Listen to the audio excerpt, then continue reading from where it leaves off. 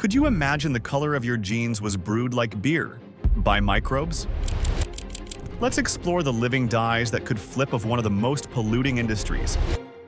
Fashion. From toxic to sustainable. Studies and experiments have started over 5 years ago. This year the results were published, and the bacteria dyeing is scaling fast. The methodology results were shown at major fashion events including London Fashion Week and Paris Haute Couture Week by designers and companies embracing sustainable materials. While textile dyeing uses billions of liters of water and heavy chemicals, this new process reduces water consumption in 90% and zero hazardous chemicals. A new wave of biotech startups is teaching harmless bacteria to make and even apply color into clothes. Denim brands are already selling microbe-dyed jeans. Can biology beat the chemistry set?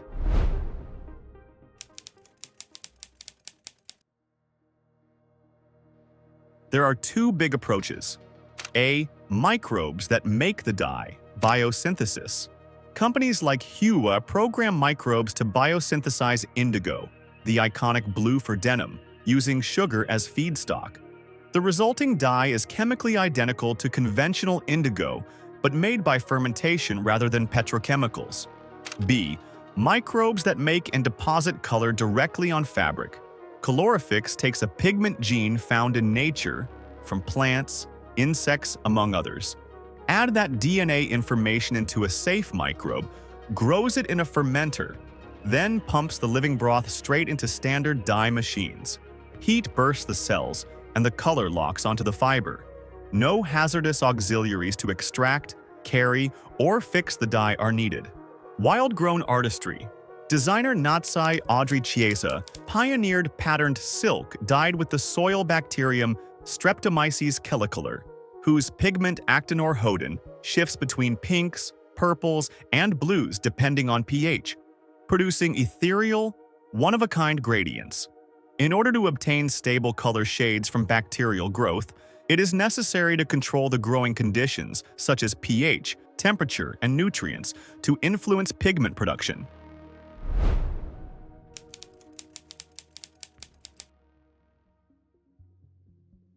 Timing depends on the platform and the color. Colorifix reports a quick amplification in the mill. Microbes from a small vial multiply in a fermenter for about 16 to 20 hours, producing a full dye bath that feeds right into existing machines. Some early reports cite approximately 2 hours for the in-machine dyeing step itself, due to fewer auxiliary stages.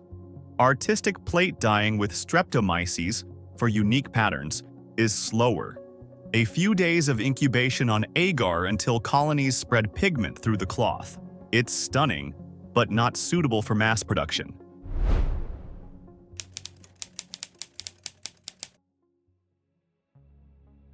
Engineered non-pathogenic production strains, platform microbes, for industrial colors, designed to make the same pigments nature does, from indigo to future hues. Streptomyces, color for lab and design-led applications, secreting actinor that binds color fast to silk and cotton with minimal water. Fermentation-made indigo from Pili, France, produced by bacteria and supplied to denim mills as a bio-based replacement for petroleum-derived indigo.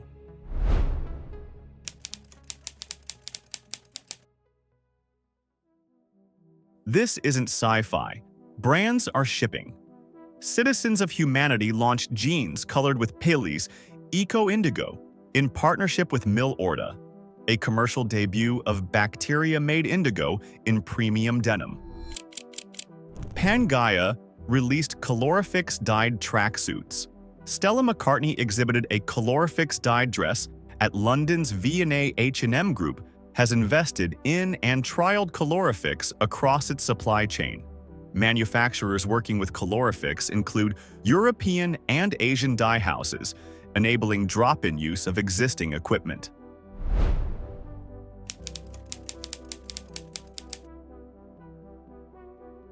Profitability in dyeing equals cost of chemicals plus energy plus water plus wastewater treatment plus rejects. Microbial color changes that math. Sugars and nutrients replace many petrochemical auxiliaries, and fewer mordant steps can cut water and energy demand while reducing effluent toxicity, which lowers treatment costs and regulatory risk. Fermentation adds hours up front, but dyeing runs in existing machines, keeping utilization high. Reality check. Unit economics still vary by mill, color, and scale. Early adopters are premium denim and capsule drops where sustainability value offsets any green premium. As scale grows, costs are projected to converge with or beat conventional dyeing. Investments and commercial launches in 2024 to 2025 are strong signals of that trajectory.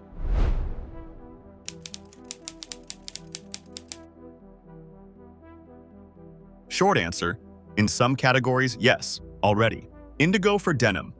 Direct biosynthetic substitutes, Huue, Pili, are designed as drop-in replacements with lower toxicity potential and CO2 cuts reported by suppliers. Fashion colors and blends. Colorifix's catalog is expanding, and the process has passed industry standards, for instance OEKOTEX, with partners.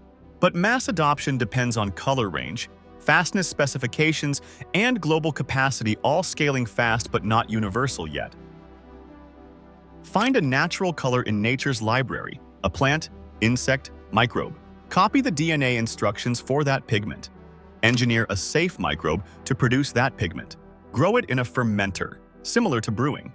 Pump the broth into standard dye equipment with the fabric or yarn. Heat to burst cells, releasing pigment that binds to the fiber. Wash away the spent biomass, if any left. Finish as usual with less water and fewer toxic auxiliaries than conventional dyeing. Depending on the type of bacteria, no waste is produced during the process of dyeing. The next time you pick up a pair of jeans, that blue could come from a fermenter, not a smokestack. Microbial dyeing won't fix fashion sustainability issue alone. However, it can slash water pollution, shrink chemical footprints, and open a palette powered by biology. Would you pay the same or more for bacteria-dyed clothing? Tell us below.